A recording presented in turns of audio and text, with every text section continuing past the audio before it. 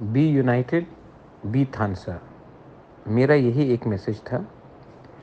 Party से बड़ा जाति है, और अगर हम लोग एक आवाज़ में, हम लोग अपने कम्युनिटी के हित में, अपने कम्युनिटी के इंटरेस्ट के बारे में बात करें, तो ये हम सबका लिए अच्छा होगा। मैंने विद्युत का स्टेटमेंट देखा, आई वेलकम इट। अगर कोई हमारे कम्युनिटी के वेलफेयर के बारे पहले बोलता है और पार्टी के बारे बाद में बोलता है, तो इसमें कोई खराबी नहीं है।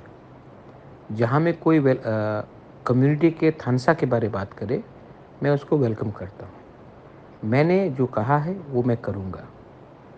अगर गवर्नमेंट ऑफ इंडिया सीरियस है, तो हमारे भविष्य के लिए, अगर आप सबका साथ सबका विकास चाहते हैं, तो आप 30% पॉपुलेशन, 70% जोग्राफिकल एरिया को इग्नोर करके सबका साथ सबका विकास नहीं कर सकते। 1 साल से हम लोग वेट कर रहे हैं। मैं 10-11 दिन दिल्ली में बैठा रहा। अगर आप सीरियस है तो बात कीजिए, अगर सीरियस नहीं है तो हम अपना रास्ता खुद चुनेंगे। लेकिन कम्युनिटी को कुछ देना पड़ेगा। नेता को कुछ मिले, कम्युनिटी को कुछ नहीं मिले, ये होगा नहीं। तो मैं ये कोशिश कर रहा हूँ। आई हैव अगेन सेड, आप प्रार्थना कीजिए, प्रे कीजिए, महाराज के लिए नहीं, कि हमें कुछ मिले। हमने हमेशा तिपरासा कम्युनिटी को हमेशा साइडलाइन करके हमें डेवलपमेंट नहीं दिया गया। टीटीएडीसी में उस दिन सब जोनल का जब मैंने लाइन देखा, कष्ट मुझे हुआ। 27,000 लोगों ने 100 नौकरी के लिए अप्लाई किया, 110 नौकरी के लिए। कितना बेरोजगारी है। अगर हम लोग गरीब रहेंगे तो हमारा बच्चा का शिक्षा कैसे मिलेगा।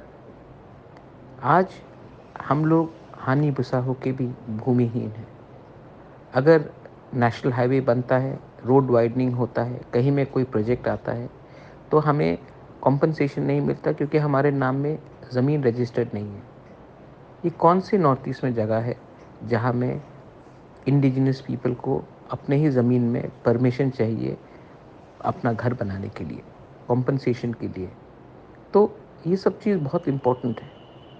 सब लोग टेक्निकल पॉइंट में जाते हैं, मुझे प्रैक्टिकल पॉइंट देखना है कि हम अपने बच्चे का भविष्य कैसा ठीक करें। पॉलिटिकली आप देखेंगे कि हम लोगों का पॉलिटिकल राइट्स क्या है, कुछ नहीं। और कोई अगर त्रिपुरा को आइडेंटिफाई करता है, तो Maharaja, son of the soil, Tiprasa होकर आइडेंटिफाई करता है। लेकिन हमें क्या मिला है? आज अगर टूरिज्म को प्रमोट करना है, तो नीर महल, उज्जैनता पैलेस, माताबारी किसने बनाया? वो हमारे पूर्वजों ने बनाया, हमारे लोगों ने बनाया। लेकिन पैसा कौन कमा रहा है? 86 से बाहर स्टेट गवर्नमेंट कमा रहा है। उसका कुछ शेयर तो हमारे पास आना चाहिए। ओएनजीसी, गेल, ऑयल इंडिया एक्सप्लोरेशन करता है, हमको कितना परसेंट मिलता है? 30%। जबकि 100% एक्सप्लोरेशन हमारे एरिया में होता है। आज अगर ईडीसी का बजट सिर्फ 2% स्टेट बजट का है, जबकि 35% लोग ईडीसी एरिया के अंदर रहते हैं, तो ये इंसाफ़ी है या नाइंसाफ़ी है? ये सब चीज़ हमको सोचना पड़ेगा, और हमें अपने कम्युनिटी के बारे में पहले बात करना पड़ेगा।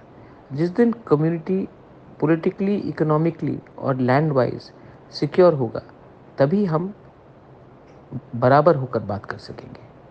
आज हम लोग नहीं डिमांड कर रहे हैं किसी का सिंपैथी।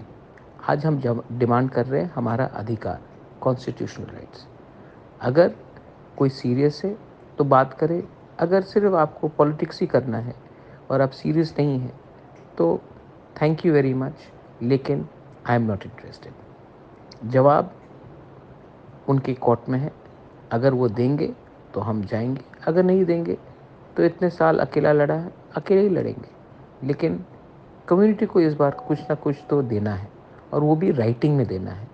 सिर्फ मुंह बोलने से कुछ नहीं होगा, आप राइटिंग में कुछ दीजिए, हम 100% विचार करेंगे। राइटिंग में नहीं देंगे तो क्या गारंटी है कि कल फिर से हमारे संग थकाई ना हो। ये मेरा मैसेज पूरे तिपरासा को है, ना कि सिर्फ तिपरामथा को। आईपीएफटी को है, बीजेपी जनजाति मोर्चा को है, एसटी सेल को है। आप पॉलिटिक्स इस बार मत कीजिए। मैं सबके लिए कुछ चाहता हूँ, पार्टी के लिए नहीं, जाति के लिए। बेलाय बेलाय नो हम्बाय, गॉड ब्लेस दी प्रासाद दोफा। खुलुमखा।